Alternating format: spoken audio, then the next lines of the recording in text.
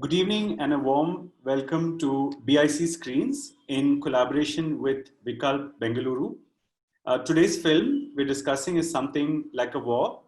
Thank you for joining us for this discussion with the filmmaker Deepa Dhanraj and cinematographer Navroz Contractor, both of whom will be in conversation with Swati Dandekar. Before I hand over to Swati, you can sign up to our mailing list or follow us on our social media channels for updates from us. We will share the bios of today's panelists in the chat box that you see at the bottom of your screen. Next to the chat box is the Q&A box. Do type in your questions in the Q&A box. Thank you again for joining us, and over to you, Swati. So thanks, Raghu, and hello everybody, and a warm welcome on behalf of Vikalp Bengaluru as well. It's a great pleasure to have Deepa and Navroz here with us today.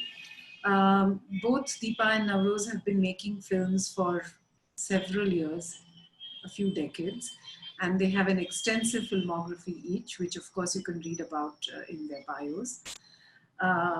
Their films have been screened widely and have won several awards. For Deepa, I'd just like to say this though, that for Deepa, her filmmaking and her role in the women's movement have always been very closely interlinked, and they inform each other. Her films don't just tell the particular stories of the people and the situations that they portray, but they raise larger questions around, about gender, caste, and about how the disenfranchised see themselves. And in that sense, they add to the discourse on these subjects. And they've, in fact, many of them are used in universities all over the world as teaching material, as texts. Deepa also writes on these issues.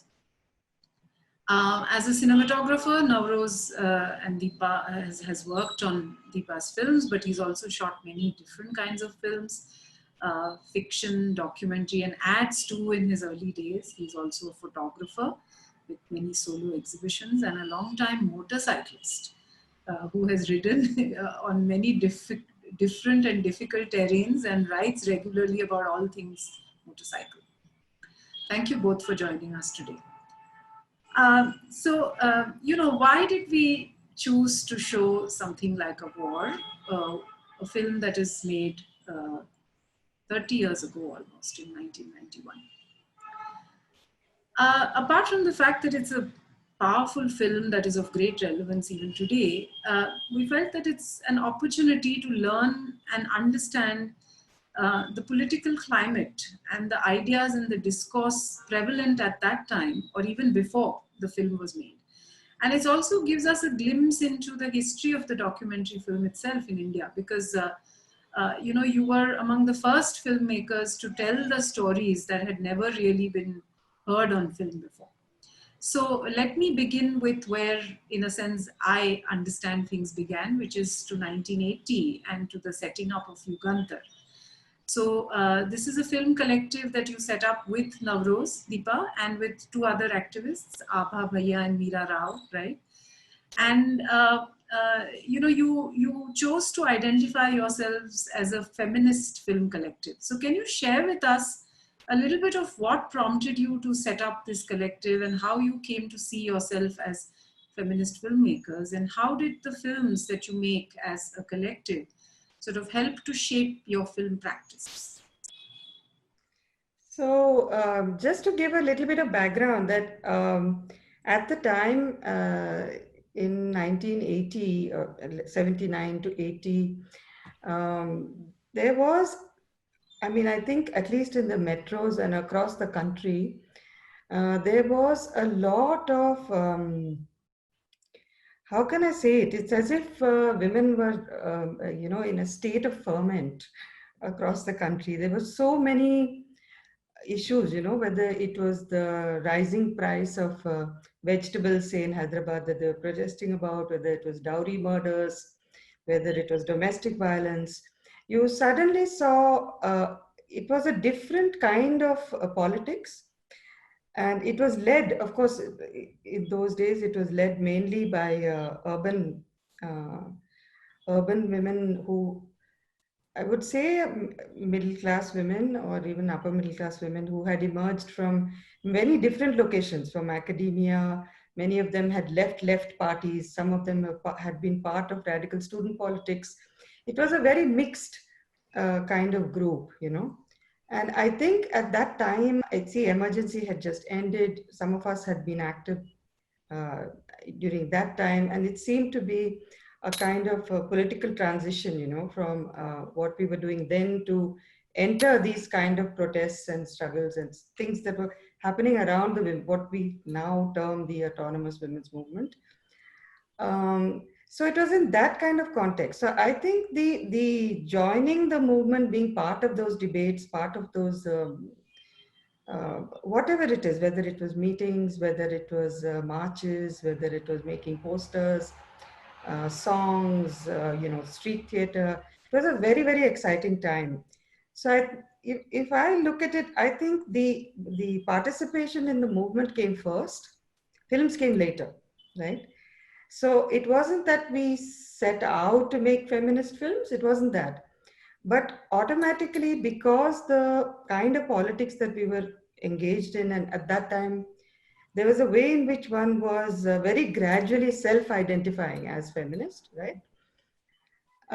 So the politics then, it seemed exciting. I mean, when Abha particularly, and I met at some point, and then we were talking about, you know, see, there were so many, what we now call, I guess it's called the non-formal sector or the informal sector, where a lot of women work in. So for example, domestic work, if you're looking at, you know, women in tobacco factories, women who roll bidis, women who are out of the sort of formal education sector.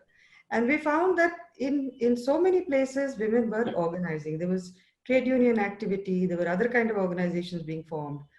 And this seemed to be extremely exciting time. So the first intention when Abha and I spoke was actually that, you know, let's just document these movements, you know, let's find out what's going on. And once we were there and actually spent time with the women and understood about the kind of activities they'd engaged in, about how their thinking had changed, how they could describe, for example, their working conditions, their location, the kind of negotiations they were trying to make. Also the kind of sexual harassment that they faced at work, right? And the indifference of mainstream traditional unions to take up, you know, so there was a marginalization of these workers at many levels, right? But we found that this was absolutely important to record. And so at that stage, we decided, okay, you know, we can start out and form this collective. So there was Abha, who had a background, of course, in social work, also in philosophy. She was, you know, very active in many of these movements. There was Navroz, who actually was the only trained film person, right? We were all zeros, though I had assisted feature film people, but really this was a whole other thing. And Meera, of course, didn't have this kind of background, which was more of a writer. So that's how we started. And actually, you know, it was in the doing, in the making, in the researching, in the filming, in the refilming, in the editing, and then going back with rough cuts, showing it to women, reframing it again. That very, very, very intense kind of collaborative work, which was new. It was new for all of us, right? So it was these baby steps. So the methodology, the content, the form, everything, it was very, very organic, you know. Later you can look back and say, yes, we were trying to forge something, but at the time it was the actual process of doing it that you were responding to sort of what was happening around you, and to sort of the inner urge to you know, use you know, to record, and which means to use the medium of film. It must have, I mean, to use these films, then they must have become kind of advocacy material very soon, not just, you know, even though you set out to record initially, So our intention was that once this is made, then we would take it to different locations, for example, right? So like Molkarin, which was the film on domestic workers, then this film was shown and in 16 mm, in 16 mm, which meant lugging a projector, a screen, and the sound box and these film cans and setting up screenings in different places, whether it was campuses, bastis, homes, other auditoriums. So the idea was like, how, in a sense, can these films be used as not only just experience, but as texts, could they speak to women who were in similar situations, and what could they learn from that? So there was a sort of continuous loop, you make the films with this community, right, and explore these kind of questions, and then it's returned in a sense to the same community. And each part of that journey, each part of that process, whether it was research, filming, editing, restructuring, um, also lots and lots of conversations with the women as to what they wanted in the film, and then learning from the actual screenings, the kind of feedback that we got, the kind of questions that women were raising. So I would say it was a very different kind of film practice. It was not how, say, for example, we make films now, how you and I make films now. Yeah. Because, at that time, I mean, later, participatory video and community video became, I mean, they were not, at that time, they must not have been the buzzwords that they sort of became later. So in a sense, it was path breaking, the kind of, the method and the approach to work that you set up. And it must have sort of defined how you approach, no? Yeah. I think the other thing is that, at the time, the questions about women's labor, reproductive labor, plus, labor, which is what we call, well, productive in the sense of monetarily, and reproductive labor in the homes, etc.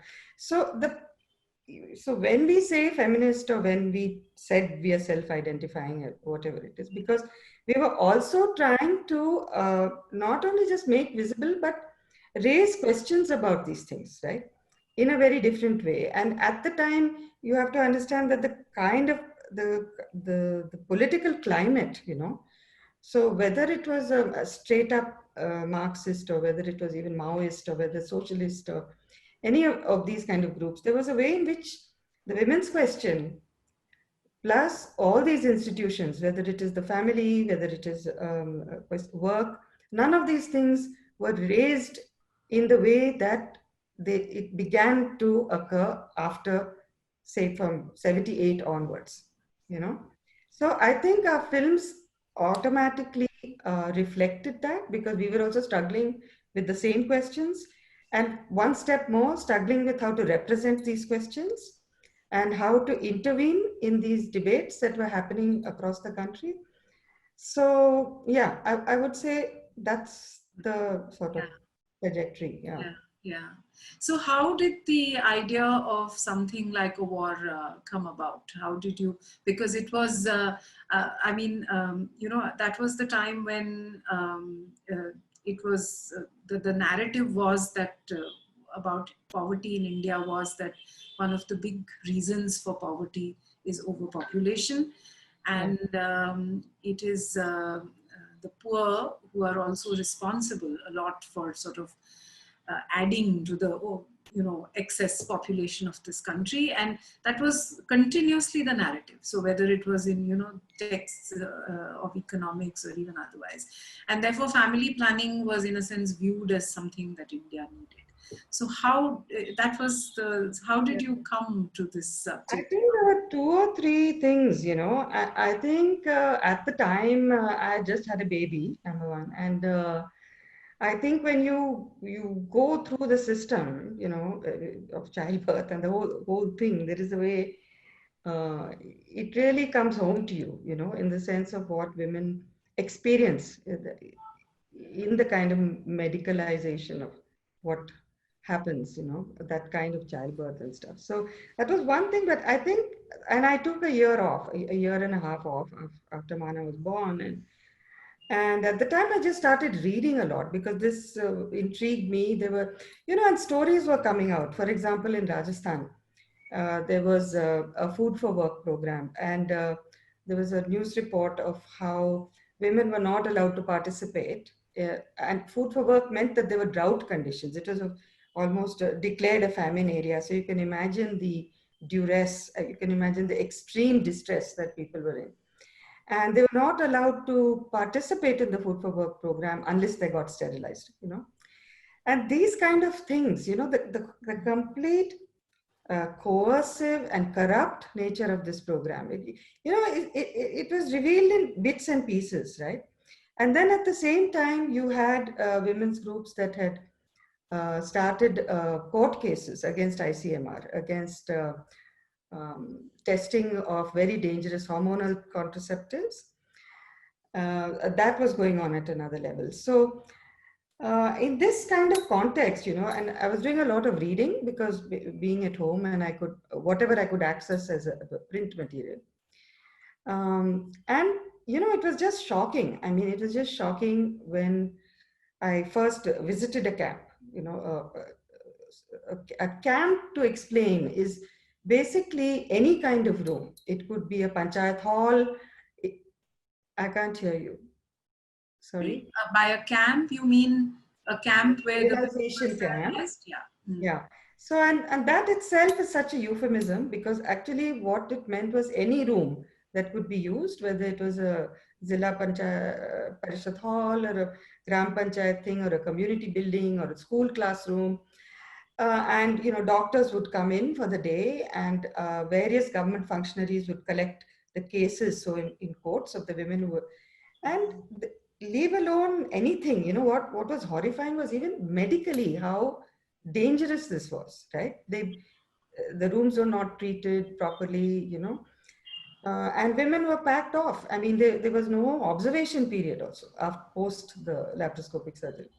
So once that kind of happened, so I think this film came together in a sense of, the many bits and pieces one had to address. And I think the first one was really the absolute brutal nature of the program and how it targets poor women, right?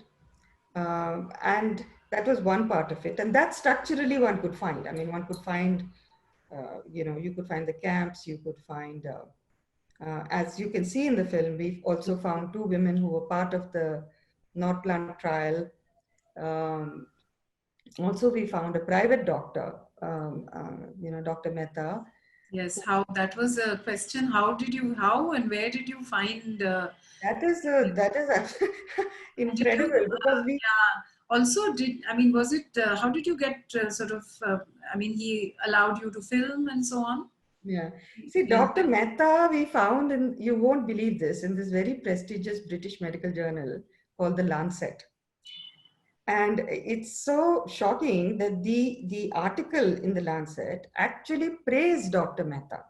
They said that here's this man who's found the perfect technical fix, and he's got it down. So the whole article was praising the logistics of how he had managed the time that was spent on each case, the way women were lined up, almost like a factory line, automated it. And they were praising this technocratic, technical solution. And I found that so appalling, right? And when I contacted him, and we had got money, I mean, we had pitched and got money from Channel 4 to UK for the film. And that proved to be my winning ticket everywhere, because I would tell people, we're making it for British television, and it just opened doors,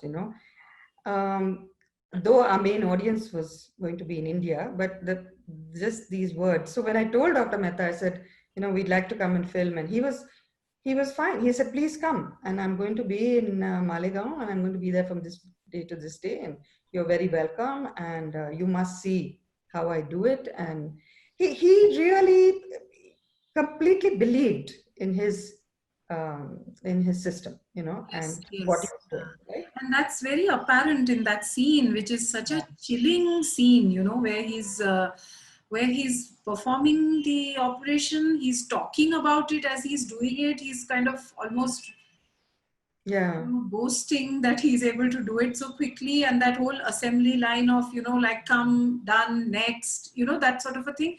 And in that scene, the way it has been filmed also, it's I mean, that tension of what's happening in that room is there, it's apparent.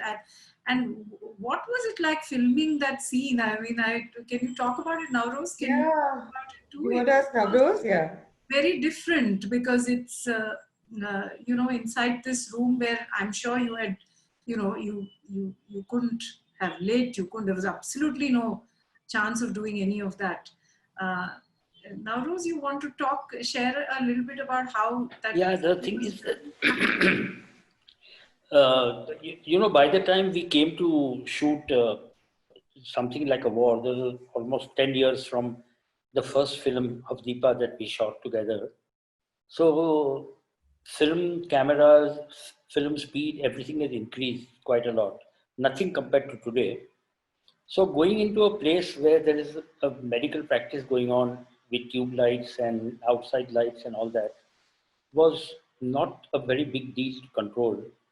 And I've always used both kind of lighting in my film. That is the practical lights of the house and the light that comes from outside. You know, so that was not the question. The question was that we were given 2 days and 2 hours each, and we had to shoot as much as we could. And and all these things, this horror show was going on in front of us. You know, Yes. and we were sound recorders. Dilip Subramaniam was there. I was there. Then, because we were shooting on film, there were these attendants were there because they were loading films and giving it to us. You know, so we were like, in a sense, Abba was there, Deepa was there. So we were, 5, 6 of us running around cramped in this place. But the thing was that the show itself was so horrific, and I felt that we are not going to get it again, you know. So if over the period of years of shooting a lot, one is sure of your exposure and how it is going to look and all that. So it is only on the content that I was focusing on.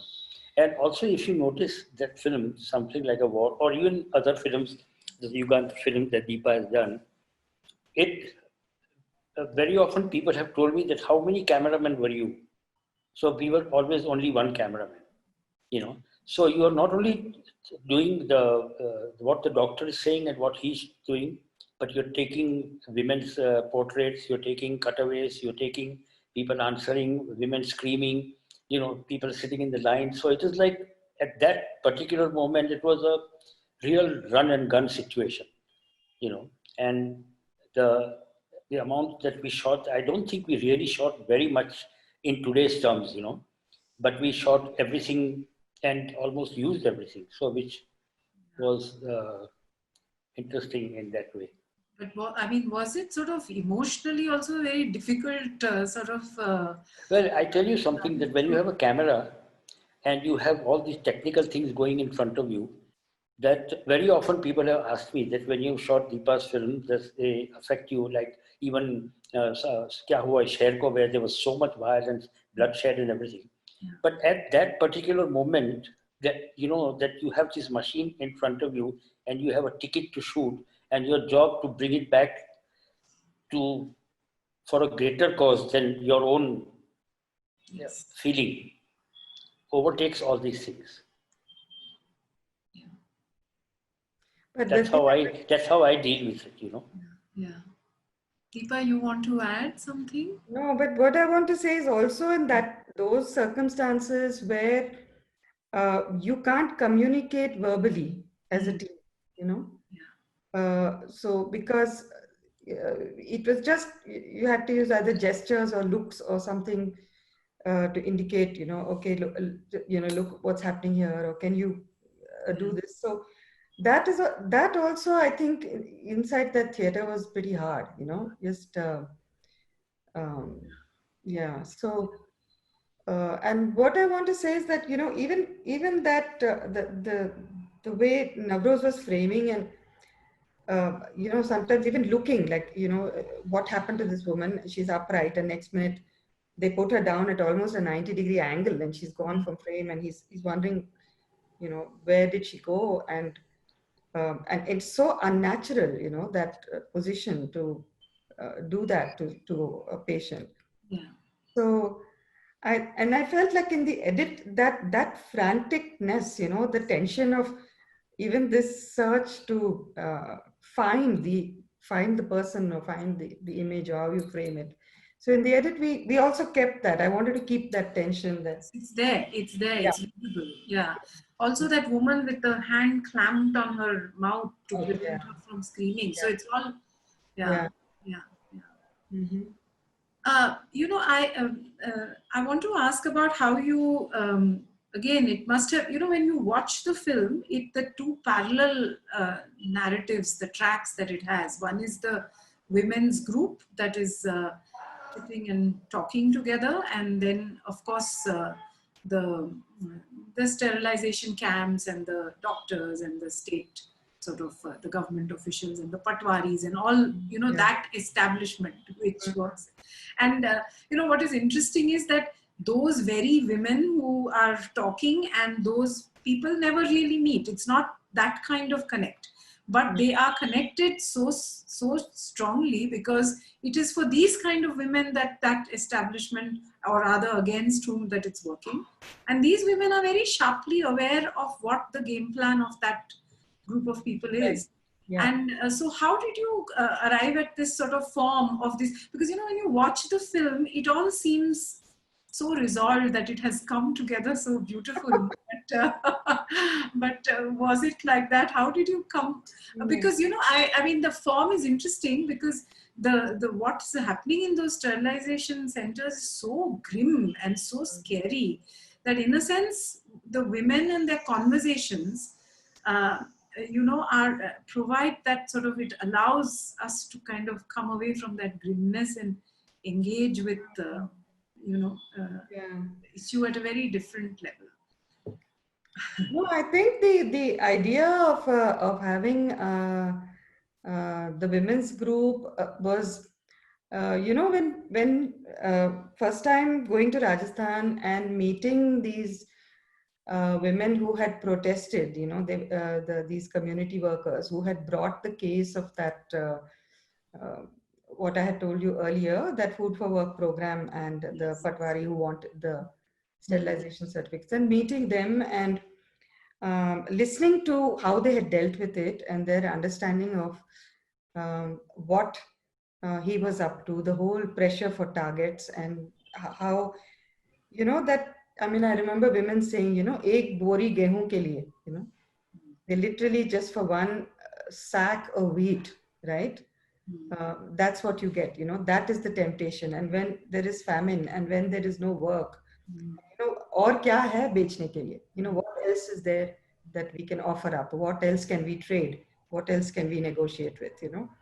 And at that point, I felt, you know, it's very important to listen to the women and understand how they view not only the program, but how do they view themselves, you know, in relation to the pressures relating to work, you know, pressures within the family, right? And a kind of medical system that at that point really only recognizes women as a uterus and tubes, you know, really, even it's so crude as that, you know.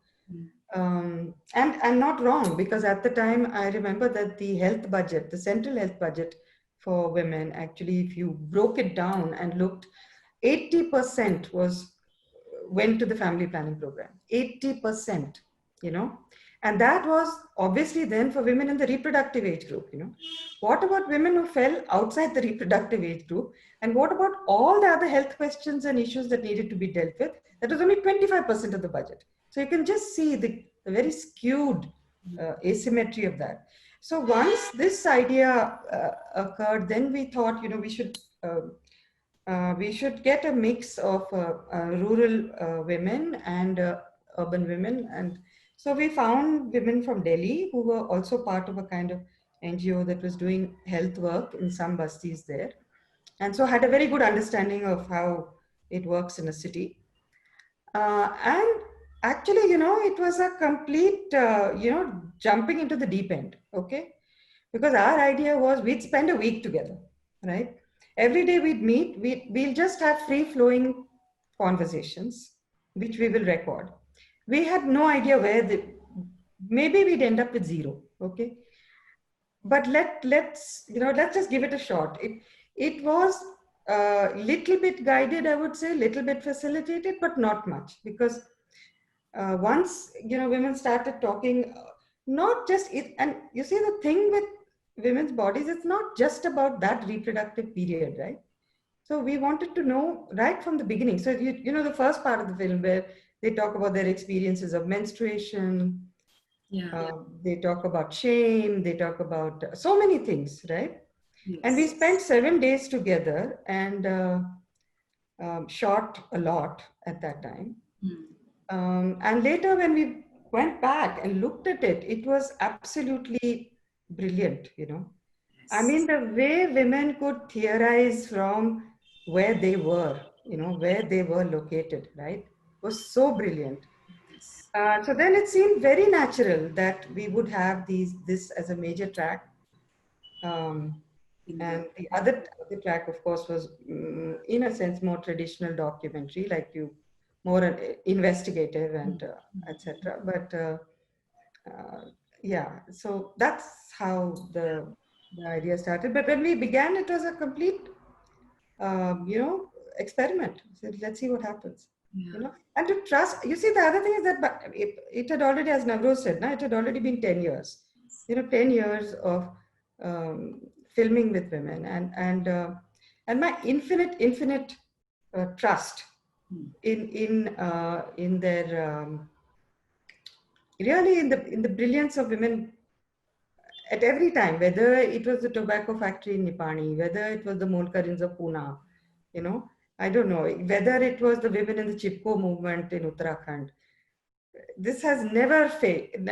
I have never been, I have never felt that I have not learned something really incredible from them. So that faith was there, but whether we could, it would work within the frame of what we were trying to do in the larger film. But I think it worked. I think it worked. Yes, it is brilliant, and it's sort of your faith and trust in them, and clearly their faith and trust in you, because their faith and trust in you as not just at a human level, but also politically, to know that what they're saying. Because see, I mean, in later films, one sees this thing of a facilitated conversation by an organization and an NGO that works with women, and how they're kind of brought together to draw the image of the female form, the body, and then you use that to talk about your relationship with the body. You see it later, but I think it was for the first time that it was filmed like that in your film, I think. Well, I don't know if there's anything, but so there's that, and also so their trust in you, and of course, I mean, the scene also works. All those things work beautifully also because of Navroz's incredibly responsive camera during those conversations, because it is like you feel you're there, and that's what the camera is making you feel, that you're there with them. You're looking at one woman and you're looking at the next, and you're, so Navroz, you want to talk a little bit share a little bit about shooting that? As you said, you've been working with Deepa, and you sort of had the experience. So in that particular situation where we spent 7 days with the women in that village, actually Deepa and Abha had met them, and they had their research was terrific. And one of the most important things, the ground was broken because the women trusted them implicitly. So I suppose whomever they would bring to film, they would have that same kind of trust, So from day one, as a man over there, or Dilip as a man over there, we never had any issues of this kind of a thing, that somebody shy to talk about something or something. And what I did was that I sat down in the circle with them.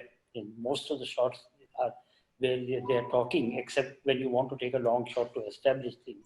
So I was sitting with the women, and I was photographing them, each one next to each other. And, there is something that I would like to say about this filming style, if I have the time, that, first in documentaries, it was like big cameras and it was staged and Nanook of the North, and, the people were very aware of what was. Then in France in the 60s, this whole thing about cinema verite started. So like you were supposed to be like a fly on the wall and you were supposed to continuously shoot. By the time the equipment also facilitated that kind of shooting that we did.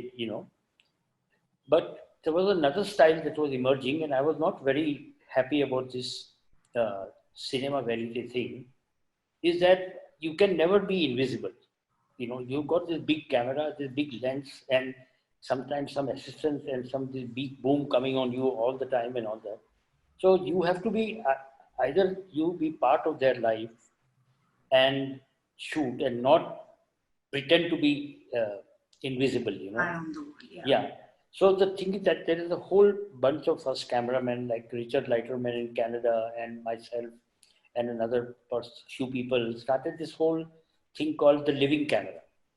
So that we are with them and we are looking at them, even if there is after the enormous amount of practice I got with shooting with Deepa, then I did some films with Seva, and so it was like so one is there whether you are just doing an ordinary interview or whether you're doing, something so complicated as a women's meeting. I can tell you that is very, very complicated and you have to be very alert and it is very tiring. Yes. Yes. Deepa, you're laughing.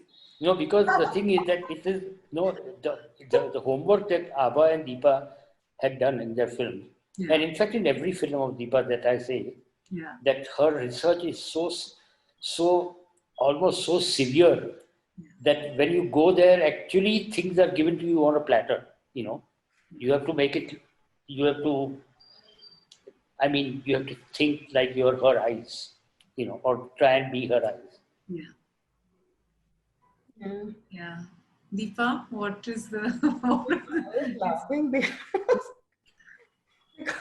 of course it's very difficult to film a group of women because they are all talking at the same time, talking over each other, arguing over each other. Where will you take the boom? Yeah, I know, and I was keep that's running with him saying, "Arey, she stopped. Now, where's the other person?" And we've been in this so many times, right? Like this thing of. No, the other thing that the coordination with the sound man. Yes. What happens is that the thing is that the sound person has to follow the sound. Yes. So even if I am shooting something and this woman is talking and somebody else starts talking, he has to be there. Yes. He has to be there. So I can take her reaction and slowly move to the other one or quickly move to that person. So that coordination, I'm very fortunate that we had the best sound man in the country at that time, working with us on all the films. So it was quite an achievement. And I'm sure it must be very difficult for him. Yes, because but that is what in a sense brings that thing alive. Like I said, for the viewer to feel that you're there, with them and kind of participating with them. Deepa, what was sort of, there were two questions really. One is that did you face opposition while you were trying to, because it was, I mean, how did you locate, for instance, those women who talk about, those two women who talk about the Northland trial, yeah. Yes, and how did you locate them, and did you face opposition? Were people trying to not give you information because it was sort of so clearly, critiquing what they were doing? That's one. And then subsequently, how was the film received? Yeah. So I think, actually we should have made a film on the research of this film, because that was a complete story itself, you know.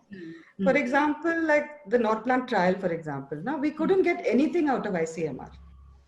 You know, there were 3,000 women supposedly who had enrolled in this trial. And you have to remember, this is the days before RTI. Okay. So there was no legitimate way. It was all about, you know, you can ask, but that doesn't mean you'll be given. So, and we were finding, you know, very strange things. Like out of 3,500 women who were part of the trial, through, you know, some friends or people who knew people, etc., we found out that 50% of those women had been lost to follow-up, which means that 50% of those women still had that embedded, you know, that device, which would have created havoc because they were supposed to take it out after 2 years, you know. And then we found that most of those women were either migrants, you know, who had come to Delhi, or, I mean, extremely poor and mobile, you know, moving around the city with no fixed address. So in a sense, even it was such bad science, you know, the trial, apart from it being so criminal in the way it was executed, it was such poor science, right? So the only thing we got was that we knew that Safdarjung Hospital on a particular date, the women had to come, you know, for some kind of checkup or something like that. So we landed up on that day, and it was like this spy versus spy kind of, you know, very, very bizarre, that Abha was talking to the woman who had the register, kind of diverting her attention. The register was open, and I was looking at the register, trying to read, you know, upside down in Hindi, the name and the address of the women. And can you imagine, that's how we got 2 addresses. And then we went personally and met them, right? So everything, you know, whether even to find the male, the men, you know, who were part of who were vasectomized during the emergency. And that also came out of the Shah Commission report, you know, and trying to find a village, actually visiting the village and landing up there some 19 years later. Can you imagine that? I mean, 20 years later, these 3 women land up, and it's a village in Haryana. And we're looking for the sarpanch, and we're very gingerly asking, you know, we heard that, because there were almost like 400 men taken from that one village, right? So a lot of the data was like found in, you know, different kind of documents, and then you translate it into actually getting out there on the field, right? And Dr. Talwar of the vaccine trial, in a sense, he didn't have any problems in agreeing to an interview, because he didn't feel that there was anything wrong with his program. He was so convinced of the efficacy of his research and what he was doing. And of course, we didn't tell him that we'd already filmed this woman recruiting, you know, women for the program, and openly lying, saying, you know, there'll be no side effects, nothing happens with all of that, right? Again, showing that the kind of protocols you need for this testing were absolutely ignored, you know, and flouted. Yeah. So I don't know if there are questions. There are no questions in the chat box yet. So I don't know, maybe Q&A box. There are 2 questions, Swati.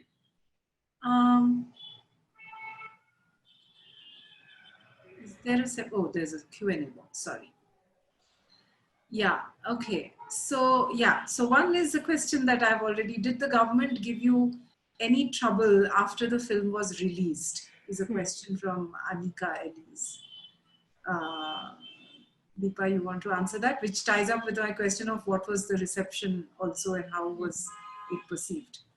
See, I think the thing is that as far as the government was concerned, we didn't have any direct, I mean, nothing happened directly. But I can tell you, see, that the film, in a sense, became much more than a film, you know. Because, for example, the Norplant testimonies, right, were picked up and actually used in a court case against ICMR on the issue of consent, okay? The vaccine trial and that scene where the woman is being lied to was something that women's groups in India contacted women's groups in Canada, and they put pressure on IDRC to stop funding, to stop the Canadian funding of the vaccine trial. So these were those kind of impacts, but Huge impact. yeah. That's a big impact. I mean, people Yeah. keep asking filmmakers, isn't it, all the time, you are making all these films, but you know, how has this affected government policy? Has this had an impact? So, you know, this is a Yeah. big impact. And I think definitely the visuals, because the film was huge, widely screened. I mean, it was really screened a lot. And I think just because women's groups were mounting a huge campaign against stopping of targets and the sterilization camp business and the dangerous hormonal contraceptives. So having this kind of visual evidence of, you know, what was happening, I think that was a tough one to avoid. And there was this huge UN conference in Cairo, this ICPD it was called, and on population and development. And at that stage, at that conference also, I think a lot of these questions, and again, this film and the film that followed that, which was The Legacy of Malthus, the two films were again screened there. So they became, you know, it became easy in a sense to be used. Now we say advocacy, in those days we said campaign. So, you know, or raising awareness, or you know, starting new conversations. So it was used a lot. I mean, I was really shocked when I heard that that someone had pirated it and people were selling copies. It was like, But I would like to add one incident, Swati, Yeah. that the film was shown in the Bombay International Festival in '92, I think. And there was a prize for 5 lakhs rupees prize for the best film on family planning.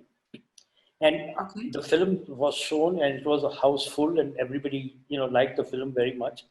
And our friends were 100% sure that we are going to get that prize. I think that same evening of the prize distribution, Deepa was going to travel abroad. So Moneykall had even thrown a party, you know, that these guys are going to win the prize and we are going to have a party in my house and all that. And that day, that time in the Mumbai Film Festival, they had done one thing. When you're sitting in the auditorium before the film starts, what is going around in the foyer and on the steps and all that was also shown to us in the theater. Huh. There was this minister of family planning, or whoever she was, human resources, she was climbing up the steps. This is just before the prize distribution ceremony. I was sitting with Anand Patwardhan and some friends of ours, and somebody asked her, okay, so which film is going to win the family planning prize? And she said, we have withdrawn the prize because we feel that there is no film that is worth the prize. And we saw that on the screen, and there was a huge, Deepa missed that part, you know, reaction by the audience. And so it was like that also, you know. So rather than giving the prize to a film that is so clearly critical of their family planning program, they would rather withdraw the prize. no, but I have to tell you that they also said, Navroz, which she really said, that these kind of anti-national filmmakers and films should be, you know, she didn't say banned and all that, but she said, you know, they should be censored. You should not be making such anti-national work. So I felt good. At least she's seen it, no? At least she watched it. So that's something, right? Yeah. Okay, Swati, we've enabled. Sorry. We've enabled, you know, attendees today to speak. Okay. So Prachi is ready to ask a question. Yes, Prachi can ask. Yeah. Hi, can you hear me? Yes, Prachi. We can't see you. Prachi. Hi. No, I've just unmuted the. I don't think I can unmute the camera. Anyway, I'll just ask a question. Yeah. I wanted to know, since both the director and the cinematographer here, if you've structured the film according to the way you shot it chronologically, because I remember that one shot where Deepa is lying in the lady's lap, And I mean, I'm sure there's law that must have gone behind that, building that kind of a relationship. So how did the edit kind of, did you borrow from the chronology of the way you shot the film? No, it was not shot. The chronology of shooting didn't structure the film. It was shot. It was shot very non-linear. Different things were shot at different times, but we had a very clear idea of the various elements we needed for the film. Right. But the shooting chronology did not dictate the structure. No. Is that what you're asking? Yeah. No, I think what Navrojji said earlier about how you were already in touch with the women before he reached the place. I think that's how I understand the relationship developed, even before he was put into the situation. Yeah. No, that is in the village. That is in the village part where Abha and Deepa are sitting and talking with the women.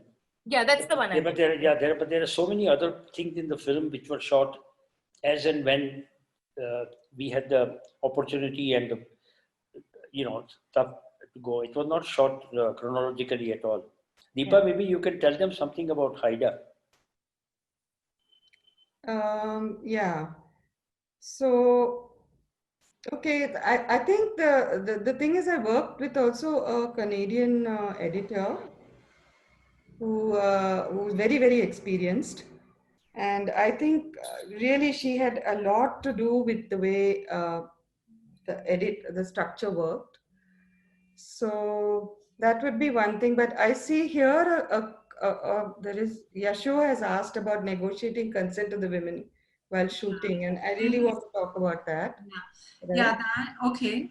There's also another question which I don't know. Should we go chronologically? I mean, in the order in which they've been asked. Yeah, but that's fine. We can jump in. Yeah. Okay, so combine maybe questions. you can ask Yasho's and then we'll go to Prem Chandavarkar's question. Yeah, Deepa, please go ahead. Yeah. No, actually, this is something that is extremely extremely difficult, and it is something that a real regret I have, which is also because obviously we did not negotiate the consent of women while shooting, because there was no way that the people who were managing the camp or the women really knew what we were trying to do there, like why we were there, right? And I think even at the time, there was a lot of, it was a very difficult decision, like do we go in? Because as it is, they're in such an extremely stressful, it's so stressful. And then there's a film team and a camera team, and there's not much they can do to stop it. So yeah, so I was very, very aware of the how we were adding, in fact, just adding to their, adding to the stress, adding to actually what was happening to them. And this is a kind of call. I mean, I just felt, though this was happening, it's like a tough thing. You say, do you need this footage? And yeah, it's a very tough thing, and it is something that I often, even in later film, when you hit a situation like this, it's really a very, very difficult thing to do. How one is going to manage it. And finally, I felt that the without the footage of what the way that the doctors actually behave in those camps, and the one wouldn't get a sense of really what the program is, right? So it is definitely at the expense of making them more vulnerable. And you're right about the dignity and privacy question. It's true. It is but it is a kind of decision that we took to do it in any case, anyhow. I don't know, Yashu, does that answer your question? I mean, I fully understand it's really, really difficult. And in these situations, I normally freeze because, but I also feel like consent is a continuum. And Yeah. sometimes, of course, I think it's an ideal to get everyone's consent, but that's also not practical or possible all the time. And there are important films that I feel that may never get made if one constantly waits for consent. So I guess one is in a situation and one decides, at Yeah. that point, what you think is the best to be done. And yeah. And something that one may do at one point, one may not do at another point, Correct. Yeah. And also one may look back and say that I may have done this at some point, but I will not do it again. So I think it's at that point what one decides. I think that's very true, because that I will not do it again is very true. We made a film way much later called Invoking Justice, and one of the cases that the women were dealing with was a burns case, a woman who had suffered almost 80% burns, and a young girl actually, and then she passed away. And the women who were actually negotiating this case with the police and the perpetrators and everybody were very surprised that we did not want to go into the hospital and actually film with the girl. And they kept saying, but she's okay, she will agree, you please come. I said, but at that point I said, no, because we all know what burn victims look like, and we all know what, and she died 24 hours later. I mean, what are you doing going in and, yeah, so I think there are, you face these situations, yeah. And even in this film, I think when Dr. Mehta, when he first started talking, when he had that little monitor, and he was the people who are looking into the monitor, when he's describing the surgery and talking, that was the district collector. It was all these, what do you call it, high up government functionaries. And I thought, what is this guy doing? I mean, why is he, he's talking to them? I mean, lots of people think he's talking to us, right? But the fact is that he was treating it as a kind of audience. Yeah, a demonstration kind of space. So, and that in itself was so shocking, that he's doing surgery and speaking at the same time. And yeah. So this Prem Chandavarkar. Yeah, Prem, can you ask a question? Yeah, thanks for this film. When I was watching the scenes of the women in a circle, although they're speaking of difficult lives, you sense their potential, agency, humor, vivacity, and the depth inherent in them. And this is in such sharp contrast to a lot of the rest of the film, where as you put it, they're reduced to a uterus and tubes. And I was struck by the fact that I'm watching this almost 30 years after the film has been made, and this tension still seems so acute and alive. So what progress have we made in the last 30 years? I mean, maybe we're not following the same kind of family planning program, but is this kind of tension still the same? Have we made any progress? What has changed? See, if you're talking about the program, it's just old wine in new bottles, the naming of things has changed, but the pressure to fulfill targets, which are now not called targets, they're called something else, that really hasn't changed, because there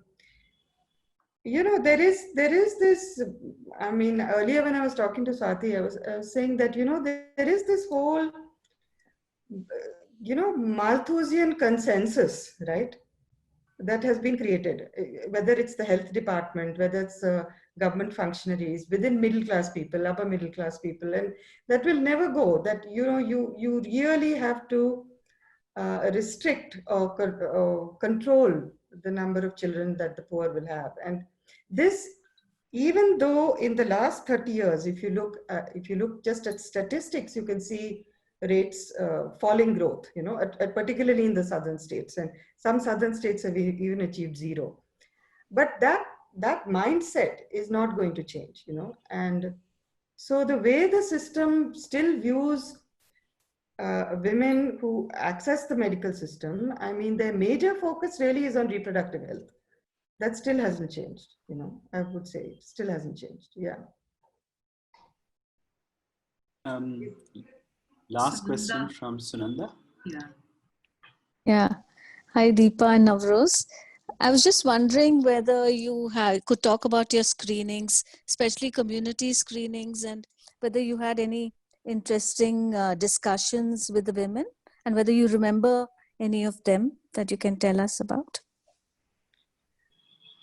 See, I think in most community screenings, the film works. It works very well in the sense that it's like a dam bursting. You know, I think women want to speak a lot about what they face, and it's not just in that sense of contraceptive choices or reproductive health. It's not just that, but it's women speak a lot about how.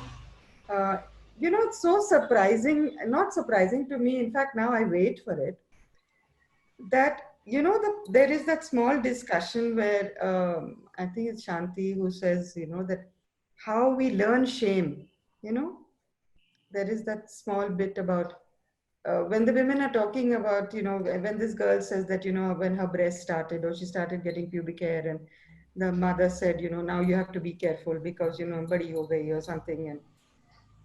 And then one woman says, we don't know shame, but we are taught shame, sharam sikhate hain. And I'm so struck by, in most conversations with women, it's these things that they want to start talking about, how their own bodies are viewed, or how their desires are viewed, or how the struggle with these kind of things, how that is framed by family, by husbands, by sons, by whereas the rest of it is something I think they're just familiar with, They know, okay, agar sarkari, you go to a government hospital, this is what you will face, right?